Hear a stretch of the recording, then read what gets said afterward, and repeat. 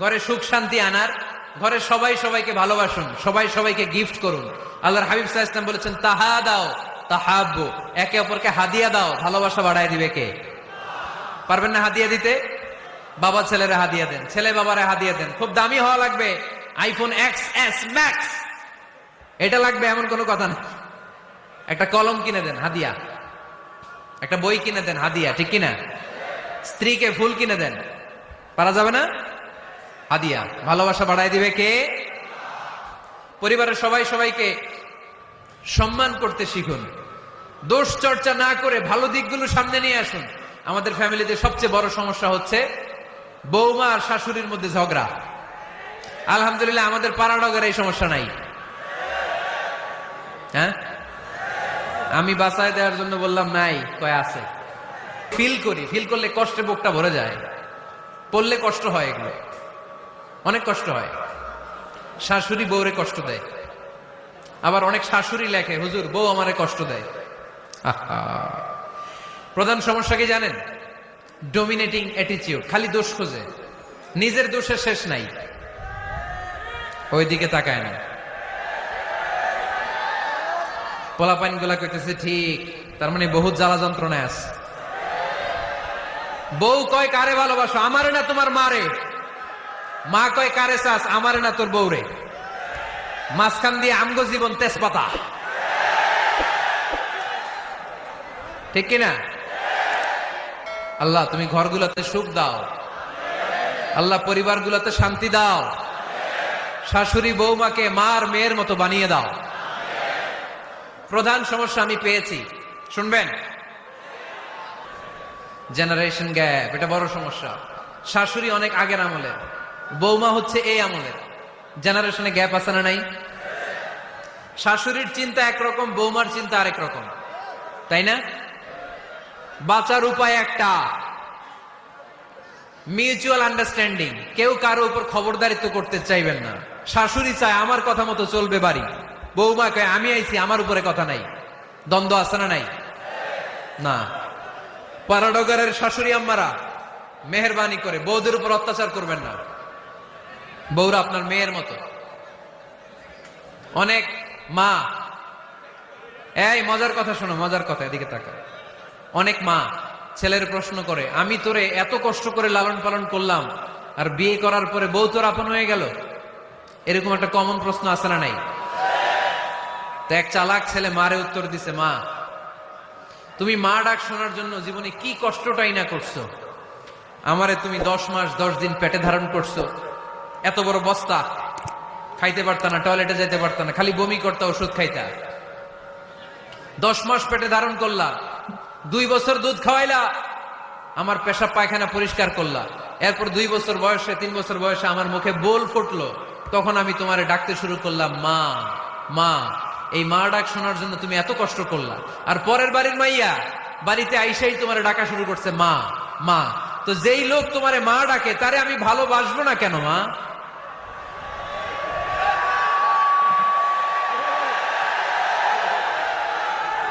ঠিক কিনা?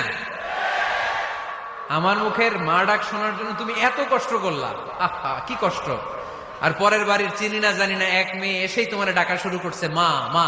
তো যে আমার মারে মা ডাকে তার স্থান তো আমার হৃদয়ে, ঠিক কিনা?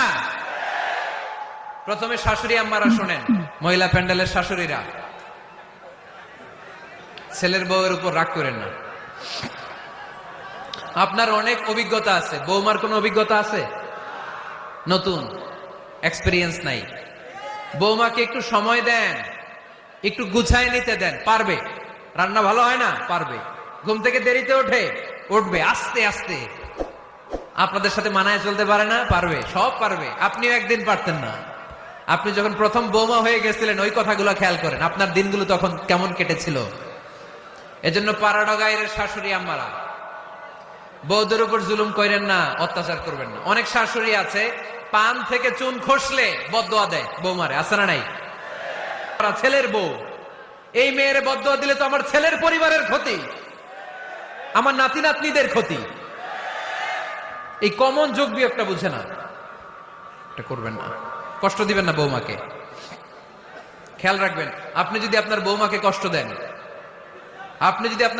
কষ্ট দেন, আপনার নিজের মেয়েটাও বৌমা হয়ে আরেক বাড়িতে যাবে, সেও সেই একই কষ্টগুলো পাবে। এগুলো যখন আপনারে শোনাবে তখন আপনি শান্তিতে থাকতে পারবেন না। চিল্লায় বলেন ঠিক কিনা? পারবেন না আপনি শান্তিতে থাকতে। নিজের মেয়ে সকাল 11টায় ওঠে, ওইটার দোষ নাই, বৌমা কেন উঠলো না, ঝামেলা আছে না নাই? এটা করবেন না। এবার বৌমারা, এই যুগের মেয়েরা, পারাডগারের বৌমারা যারা আছেন, বউ, আহা, খবরদার শাশুড়ির সাথে বেয়াদবি করেন না, বেয়াদবি করবেন না। শাশুড়ি আপনার মায়ের মতো। কিসের মতো? আপনি আপনার বাড়ি ছেড়ে নতুন বাড়িতে আসছেন, এটাই আপনার বাড়ি। বৌমারা খেয়াল করে শোনেন, আপনার মা ছেড়ে আপনি আসছেন, এই মহিলাই আপনার মা।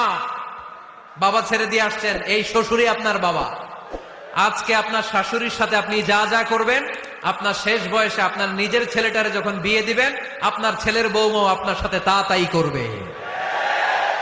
টিট ফর ট্যাট, ইট্টি মারলে পাটকেনটি খেতে হয়, ঠিক কিনা? আজকে আপনার শাশুড়ি আম্মার সাথে যে আচরণ করবেন, আপনি যখন বয়স্ক হবেন, আপনার ছেলের বউ এসে আপনার সাথে ওই আচরণই করবে। জমা থাকবে ওইটা, কারণ প্রকৃতির একটা মাইর আছে, ওইটা আসল মাইর। The nature has its own return. প্রকৃতির খেলা বড় খেলা। একদিন আপনার বউমা এটা আপনারে ফেরত দিবে, সুদে আসলে, ঠিক কিনা? এজন্য খবরদার, খবরদার। শাশুড়ির দোয়া নেন, পাশে আম্মা নাই, এটা আপনার আম্মা। বৌমারা, কি করে আপনারা শাশুড়িদের মন জয় করবেন, আমি খুব সহজে আপনাদেরকে শিখাই দিচ্ছি। আপনারা খেয়াল করে শুনেন। শাশুড়িরা আসলে বেশি কিছু চায় না। আগের কালের নারী তো একটু আনুগত্য চায়, একটু আম্মা আম্মা শুনতে চায়। কি শুনতে চায়? আম্মা আম্মা। অল্প কয়েকটা কাজ করার মধ্য দিয়ে আপনি আপনার শাশুড়ির মন জয় করতে পারেন। কি করবেন? শাশুড়ির মাথার চুল আঁচড়ে দিবেন। কি করবেন? আহার, এগুলো এখন নাই। ওই চুল আশ্রয় দিমু, তোমার বউরে বলো চুল আশ্রয় দিতে। তো বৌমারা, আপনারা শাশুড়ি আম্মার মাথার চুল আঁচড়ে দিবেন, মাথার চুলে তেল দিয়ে দিবেন, দেখবেন খুশি হয়ে যাবে, খুশি হয়ে যাবে। প্রেশারটা মেপে দিবেন, একটু ডায়াবেটিক্সের ওষুধ খেলো কিনা একটু খোঁজ নিবেন, সকালে হাঁটতে বেরোলো কিনা একটু খোঁজ নিবেন, ওনার কাপড়গুলো একটু আয়রন করে দিবেন। কি খেতে পছন্দ করে মাঝে মধ্যে একটু রান্না করবেন। বাইরে গেলেই আম্মাকে জিজ্ঞেস করুন, আম্মা আপনার কিছু লাগবে কিনা, এগুলো খুব পছন্দ করে। আর বয়স্ক নারীরা, ওনারা ওয়াজ মাহফিল বা ইউটিউবে বক্তাদের আলোচনা শুনতে খুব পছন্দ করে, ঠিক কিনা? আপনার শাশুড়ি যেই বক্তার আলোচনা ভালো, যেই বক্তাদের আলোচনা শুনতে পছন্দ করে, ডাউনলোড করে দিয়ে এই ওয়াজ শোনায় ব্যস্ত রাইখা দেন, আপনি আপনার মতো সময় কাটান, ঠিক কিনা? সহজ সহজ। আরেকটা টিপস, শাশুড়ি আম্মারা নবীদের কাহিনী শুনতে খুব পছন্দ করে, বয়স্ক নারীরা, ঠিক কিনা? নবীদের কাহিনী সম্বলিত বই কিনে দিন, মাঝে মাঝে নিজে এগুলো পড়ে শোনান, নিজেই পড়ে শোনান। মাঝে মাঝে অতীতের কথা জিজ্ঞেস করুন। বয়স্ক নারীরা অতীতের স্মৃতি হাতড়াতে খুব পছন্দ করে। মাথার চুল আঁচড়াতে আঁচড়াতে আপনার শাশুড়িকে জিজ্ঞেস করুন, আম্মা মুক্তিযুদ্ধের সময় আপনার বয়স কত ছিল বলেন তো? মুক্তিযুদ্ধের সময় আপনার এলাকায় কি হয়েছিল, ঘটনাগুলো শোনান। ঘটনা বলতে শাশুড়িরা খুব পছন্দ করে, আছে না নাই?